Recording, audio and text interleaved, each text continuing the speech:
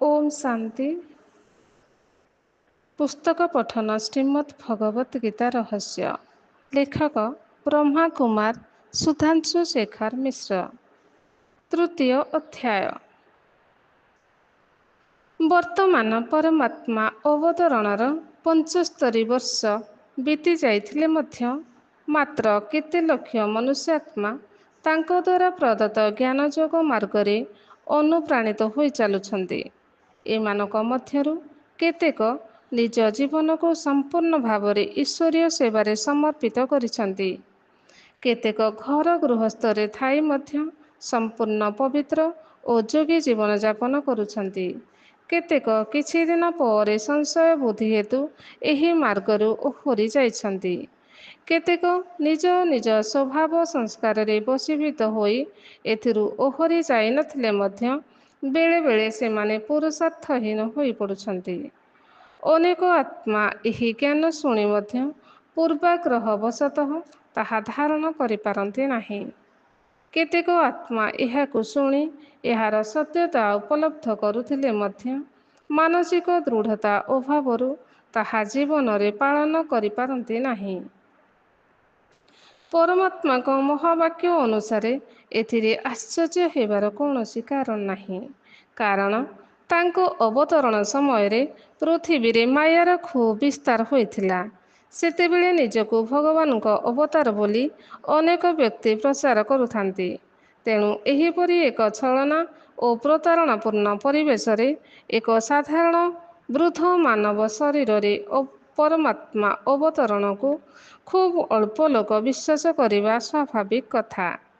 गीतारे स्वयं भगवान मध्य कहिछन्ति, बुद्धिहीन लोके मोर श्रेष्ठ अव्यय रूप को न जानी मते अव्यक्त परिवर्ते एक व्यक्ति विशेष बोली मने करन्ति। अव्यक्तम व्यक्तिमापन्नं मन्यन्ते माम बुधयः परं भावमजानन्तो ममाव्ययम् अनुत्तमम्। एहार कारण स्पष्ट करबाकु जाई भगवान परवर्ती श्लोकरे कहिछन्ति, मु समस्तଙ୍କ पाखरे प्रकाशित हुए नहीं, कारण जोग माया द्वारा मु समाच्छादित होइछि। तेणु मोहग्रस्त लोके मोर एही जन्म रहित अविनाशी स्वरूप को जानी पारन्ति नाही।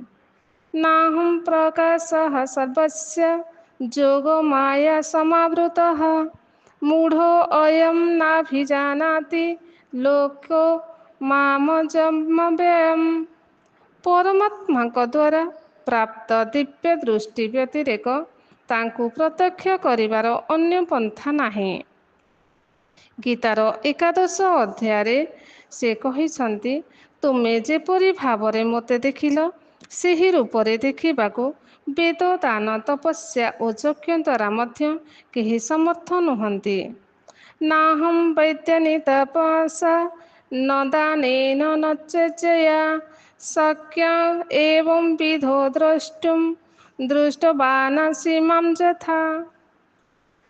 परमात्मा को एही कथनरु स्पष्ट हुए जे तांकर प्रकृत परिचय बा तांकर अवतरण प्रसंग को खूब कम लोके जानिथांती एवं रूढ़ीवादी तथा वेदादी शास्त्र रे पांडित्य थिबा तथा कथित देहाभिमानी विद्वान माने तांको द्वारा प्रदत्त ईश्वरीय ज्ञान को निष्पक्ष भावरे चिंतन करने को मध्य उचित मने करन्ति नाही।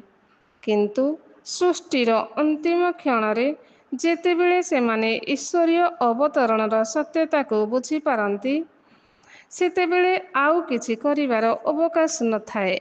एही समय रे मानव समाज धर्मग्लानिर चरम अवस्था मध्य देई गति करुथाए। सर्वत्र मिथ्या ज्ञान कर्मकांड अंधश्रद्धा एवं विवेकहीन व्यक्तिर भक्तिर राजुति चालुथाए। ए सबुरु ओहरी आसी ज्ञान जोग मार्गरे परिचालित हेबा पाई जेतेबेले परमात्मा कहन्ति देहाभिमानी व्यक्ति को ताहा असंभव व्यापार बोली मने हुए। प्रजापिता ब्रह्मा कुमारी ईश्वरीय विश्वविद्यालय कौनसी व्यक्ति विशेष द्वारा स्थापित होई कौनसी सांप्रदायिक ବା ଧାର୍ମିକ ଅନୁଷ୍ଠାନ ନୁହେଁ। ଏହାର ନାମ ହିଁ ସ୍ପଷ୍ଟ ସୂଚିତ କରେ ଯେ ଏହା ଏକ ସ୍ୱୟଂ ଈଶ୍ୱରଙ୍କ ଦ୍ୱାରା ସ୍ଥାପିତ ଏକ ବିଶ୍ୱବିଦ୍ୟାଳୟ।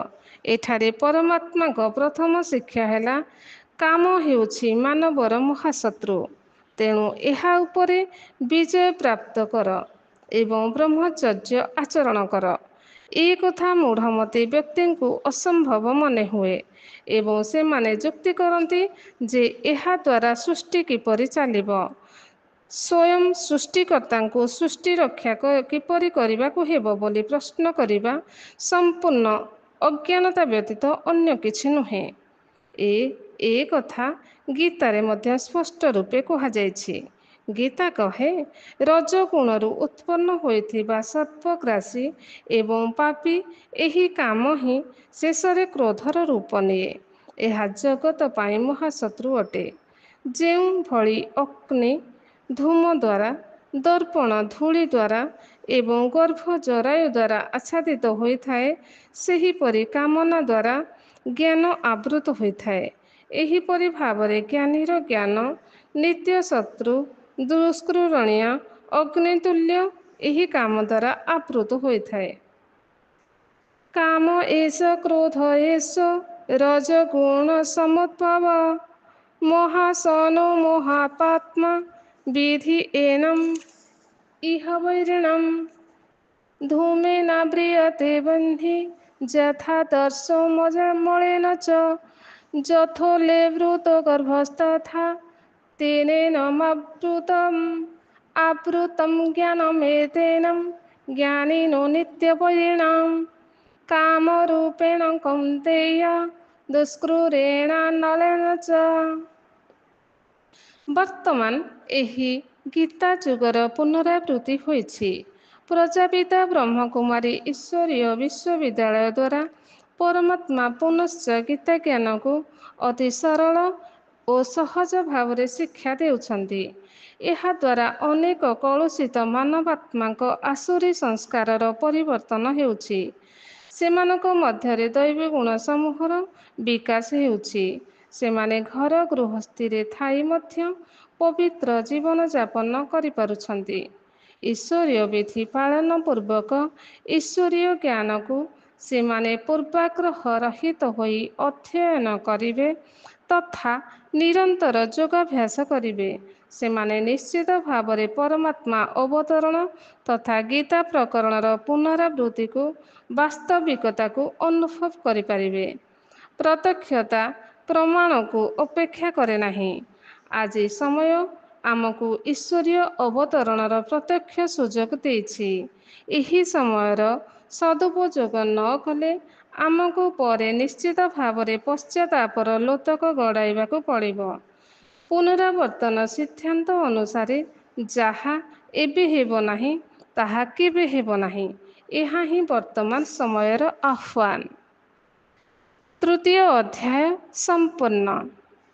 ଓମ୍ ଶାନ୍ତି।